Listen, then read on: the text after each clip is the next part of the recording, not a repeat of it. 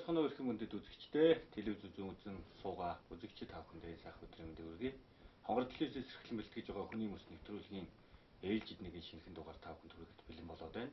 Манай өнөөдрийн дугаард Баянгар аймгийн Төрийн банкны захирал ноён Ганхүү оролцож байна. Танд энэ өдрийн мэндийг хүргэе, сайхан сонсож байна уу? Баярлалаа та бүхэнд ч гэсэн нийт Баянгар телевизийг үзэж сууж байгаа Баянгарчуудаа энэ өдрийн бас мэндийг хүргье. За баярлалаа. Манай нэвтрүүлгийн нэр ч гэсэн танд их содон санагдаж байгаа. Хүний мөс гэж. Таны бодлоор хүний мөс гэж юу гэлээд байна? За ер нь бол хүний мөс гэдэг эр хүн бас ноён нуруутай бас жудагтай байх гэж би байх нь зөв юм аа гэж бас бодож явдгийг. Тэгээ одоо ер нь бол сүүлийн үед бас хүний мөс алдагджээ. Хүний мөс муу болсон цаг байна гэж байна. Би бол эсрэгээрээ бодолтой явдгийг. Сүүлийн үеийн бас залуучууд маань бас яг энэ тал дээр бас өөрсдөө нэлээд бас боловсрдог болсон, хүний мөс чанар дээр анхаардаг болсон. За миний хувьд бол аль болохоор хүн чанартай бас нэг хүний мөстэй явах гэсэн гэж хичээж явдгийг. За миний аав өөрөө бас нэг ноён нуруутай тийм сайхан хүн байдаг. Аль болохоор бас аавынхаа тэр зан чанарыг хөвлөж аваад бас нэг залуучуудтайгаа бас харьцаж байгаа хүмүүстэй бас зөв боловсроо харьцаад хүний мөс чанартайхан шиг явах гэсэн бодол бол байн толгойд иргэж байт юм аа. За ерөнхийдөө яг хүний мөс гэдэг зүйл одоо яг нийгэмд таны түрүүний яриад дурдсанаар муудаад байна. Та бол эсрэгээр бодоод байна гэдэг байна. Тэгэхээр дээр үеийн одоо бид нар бол монголчууд нүүдэлчин ард түмэн, малчин ард түмэн. Тэгэхээр манай малчид за дээр үеийн бидний аав ээж өвөг дээдс маань одоо бас энэ тал дээр нэлээд анхаардаг байсан баг. Таны хүүхэд нас яг би бол хүний мөсийг бас нэг бага насны суур хүмүүждээс их шалтгаалаад идэв юм л гэж байна. За ер нь бол санал бол нэг байна. Гэхдээ нөгөө өссөн орчин нөхцлөөсөө бас хамаарч байгаа тийм ээ. Ер нь бол монголчууд бас бага нас ялгаа авахгүй, миний бага нас ч гэсэн ялгаа авахгүй. Аав ээжийн гар дээр за 100 амралтаараа бас өдөө очиж мөрмал дээр хонь хариулж өссөн ерөөсөө тийм ялгаа авахгүй л өсөж байгаа юм. Дээрээс нь одоо энэ одооны хүүхдүүдийн нөгөө орчин сурж өсөж байгаа орчин өөрөө хүний мөстэй холбоотой юм уу? Одоо нөгөө сургаж байгаа одоо арга бариланч байт юм уу? Яг монголчууд ч нөгөө уламжлалт заншлаараа болохоор малж ийсэн за нэг борогдуу өсдөг тийм ээ хүүхдүүд. Тийм байдаг байсан бол одоо нөгөө хүүхдүүд чинь техник технологи хөгжөөд ирэнгүүт бас арай өөр тал руу хөгжөхөөр сэтгхүүд нь бас нөлөөлт юм гэж ойлгодог шүү дээ. Та залуу төлөөлөл хонгор нутгийн. Тэгэхээр таны нүдээр ер нь яг нутгийнхаа хөгжил за ирээдүй одоо байгааг яаж харддаг вэ? За би ер нь бол залуу хүний хувьд дээрээс нь нөгөө ирээдүй хойч болсон хүүхд төрөж гэсэн асуудлыг бас их бодож энэ талаар бас ажил хэрэгжүүлэе гэж бодоод явдгийн хүний хувьд бол Баянгарын одоо ирээдүй бол маш сайхан гэрэлтэй байна. Баянгар сайхан хөгжиж байна.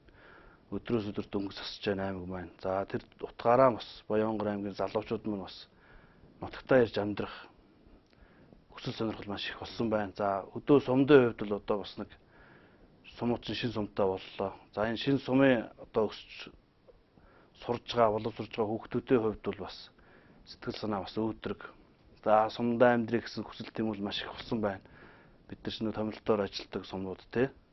Тэгэхээр ер нь бол сум гэхгүй аймаг гэхгүй сум ч гэсэн хөгжил явж байгаа учраас одоо ер нь бол сумдаа сайхан амьдрий гэдэг нэг яриа байдаг. Тэр бол ер нь биелэлээ олж байна. За Баянгарт бас ялгаа авахгүй. Хүүхд багчууд маань бас тоглох сайхан орчин нөхцөл нэлээд сайхан бүрдэж байна. Сүүлийн энэ тоо статистикаас харахад бол Баянгарт шилжилт хөдөлгөөн биш харин хотоос шилжиж ирдэг залуучууд бас нэмэгдсэн байна гэдэг дээр би бас дотроо баяртай явд.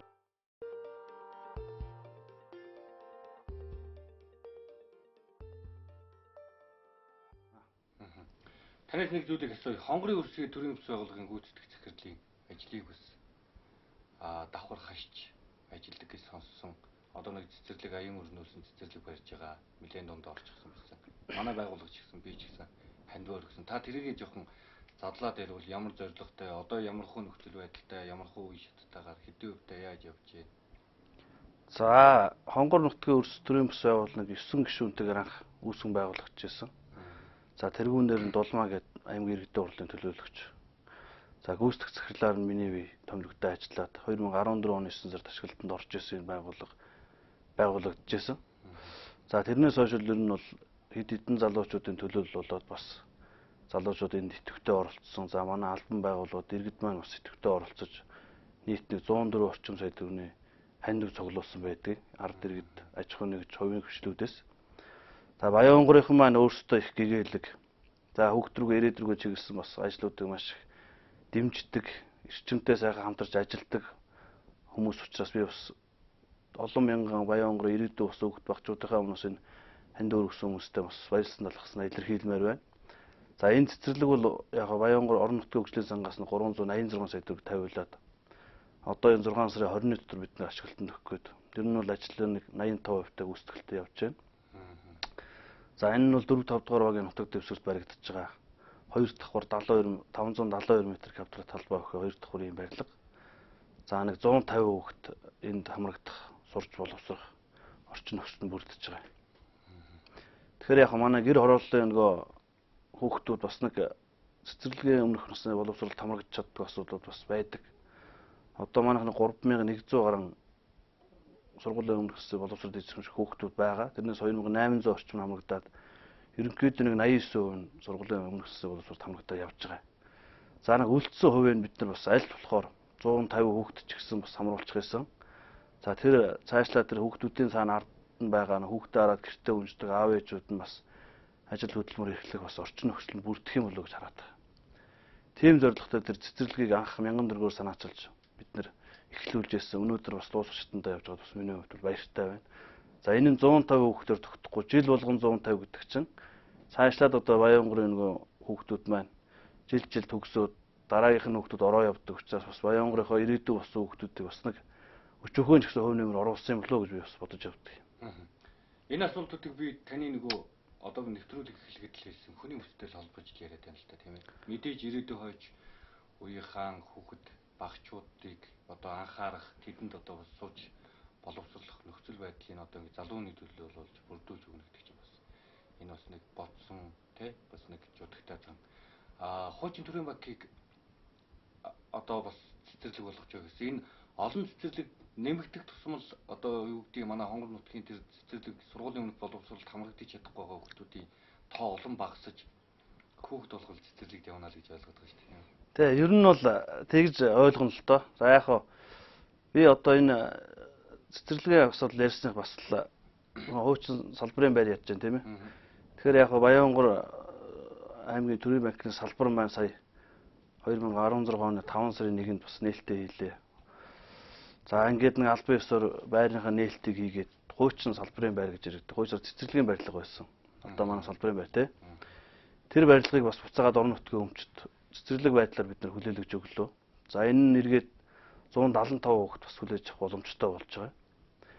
Тэгэхээр яг одоо надтай бас нэг салшгүй холбоотой юм хүүхдийн цэцэрлэгтэй холбоотой бас нэг хүүхдүүдтэй холбогдсон юм яваад байгаа.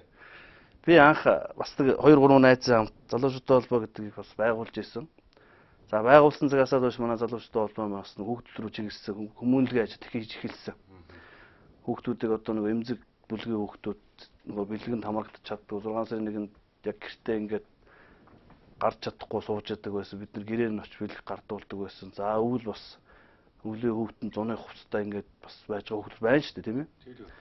Тийм хүүхдүүдийг бид нар аль болохоор хамруулах зорилготой. Бас нэг Баянгорынхаа ард иргэдтэй бизнес эрхлэгч нартайгаа бас хамтарч нэлээд ажиллаж исэн. За тэр хүмүүс маань бас дөрөв яг хэлж исэн би хүүхдийн төлөө Баянгорынхан ч бас заа гэд хэлж сурцсан хүмүүс шүү дээ. Яг хүүхд рүү чиглэсэн юм хүмүүнлэгийн гоё юм яваад эхлэнгүүт хүн болгон бас нэг бие ч гэсэн оролцсон. Хаа байна таа нар хурж ирээд нэг бас бэлэг гардаад аваатааш хүүхдүүд түргээд өгөөчөөч гэдэг ийм асуудлууд маш их яригддаг. Бидний бас дэмжижсэн учраас бас ийм сайхан хүмүүнлэгийн юм хийж байгаа учраас миний бас ажил төрөл бас бүтэмжтэй сайхан явд юм болоо гэж бас ойлгодог. За хоёул хүний мөс рүү хэрэгэд орё.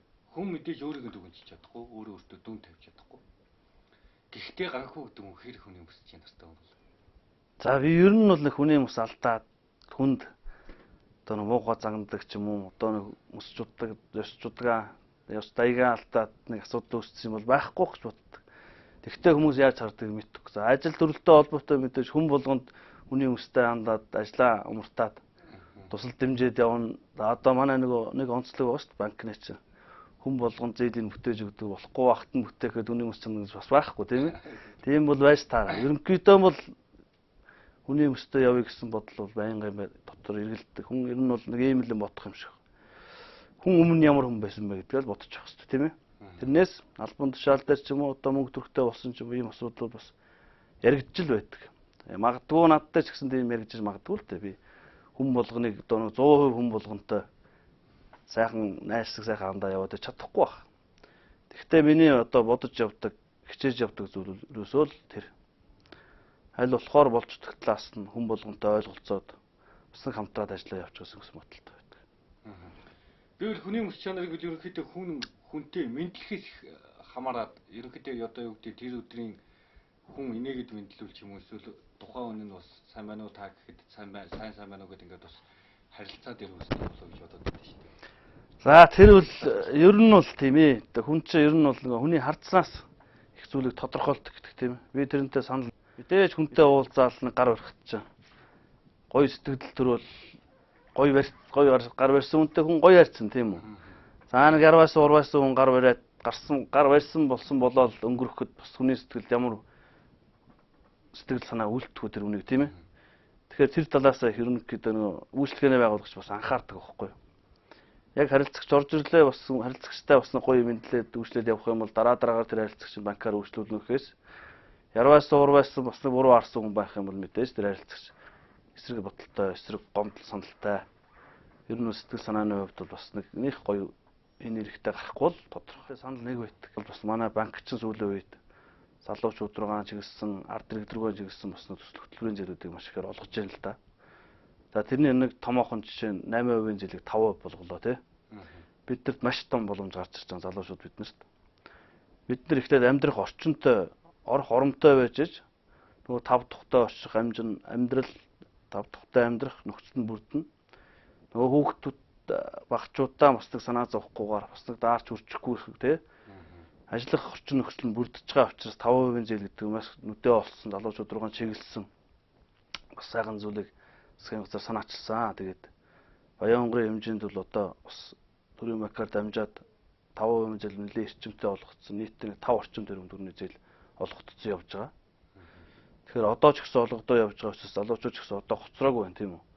Ажил хөдөлмөр эхлээ явж байгаа бол энэ 5% зээлийг боломж байгаа дээр бас аваасаа гэж бас уриалмаар байна. Залуу хүний хувьд тий. Бид нар өнөөдөр дулаан сайхан байранд бодож санах юм байхгүй үр хөвгтөө өсгөөд ажиллаа хийгээ явж байгаа юм бол бид нар сайхан байна шүү дээ тий. Яг тухайн үед одоо бидний төгсөж одоо би чи 2005 онд төгсөж ирсэн. Тэр үед ийм зээл байхгүй байсан. Тэгэхэд бид нэр гэр ороолтоо сайхан амьдрал болдог л байсан л та.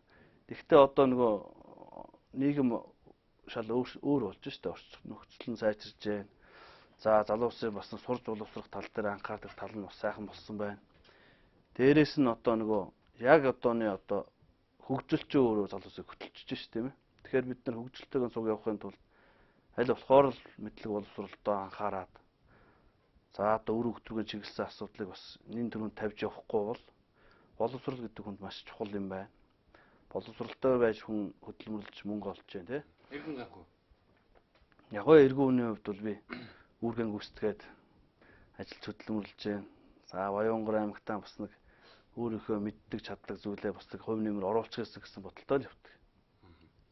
За манай нэвтрүүлгийн цаг өндөрлөхөд багах хугацаа үлдээд байна. Тэгэхээр та нэг одоо яг өөрийнхөө нэг хүний мөс гэдэг үгийг бас нэг жоохон задлаад дэлгэрүүлээд бас үзэгч хүмүүстээ болон тайлбарлуул. Ер нь хүн хүнийгээ хайрладаг, хүндэлдэг. Хүн хүнтэйгээ эвсэг сайхан харьцдаг. Хүн хүнтэй ойлголцдог л байх хэрэгтэй. Хамгийн гол нь хүн хүнтэйгээ ойлголцоод асуудлаа шийдээд одоо өөрийгөө илэрхийлж чаддаг байх юм бол болох юм болоо гэж боддог шүү дээ. Хүмүүсээ харьцаа одоо хүмүүсээ явж байгаа байдал одоо хүмүүсээ адилж хөдөлмөрж байгаа нөхцөлч ер нь бол хүн өөрийнхөө итгэх зүтгэл тий 100% өөрийнхөө итгэх зүтгэл хүн итгэвтэй зүтгэлтэй байгаад ажилдаа сэтгэлтэй хандаад хүн болгонтой дайршиг сайхан хандаа явах юм бол өнөөдөр биднэрт бас сайхан орчин сайхан ирээдүй харагдаж байна. Тэгээ байхгүй байна. Залуу хүний хувьд бас өдрөг сэтгэлтэй явах юм бол нөгөө төлөвлөсөн ажил нь бүтээ явах юм бол гэсэн бодолтой ойлголттой явдаг. За тэгээ хүний мэс зан чанар гаргаж одоо манай нэвтрүүлгийн урилгыг хүлээж авч хүрэлцэн ирж бид хүнтэй сайхан алуулсан яриа өрнүүлсэн танд их баярлалаа. Тэгээ таны хойш тийм ажил амьдралд сансан бодсон бүх зүйл чинь сайхан бүтэмжтэй байх юм. Ерөөлийг бас телевизийн уран бүтээлчдийн нэр өмнө өсгөсэй. За баярлалаа. Тэгээ та бүхэндээ ч гэсэн нэвтрүүлэгт урьж оролцсонд бас маш их баяртай байна. Та бүхэндээ ч гэсэн уран бүтээлд өндөр амжилт хүсье. Баярлалаа. Хонгор төлөөсөө сэргэлэн бэлтгэж байгаа хүний мөс нэвтрүүлгийн ээлжид нэгэн дугаард Баянгар аймгийн төрийн банкнаас ихэл ган хүү оролцлоо. Бидний дараагийн нэвтрүүлэг танд тун удахгүй хүрэх болно. Баярлалаа баяртай.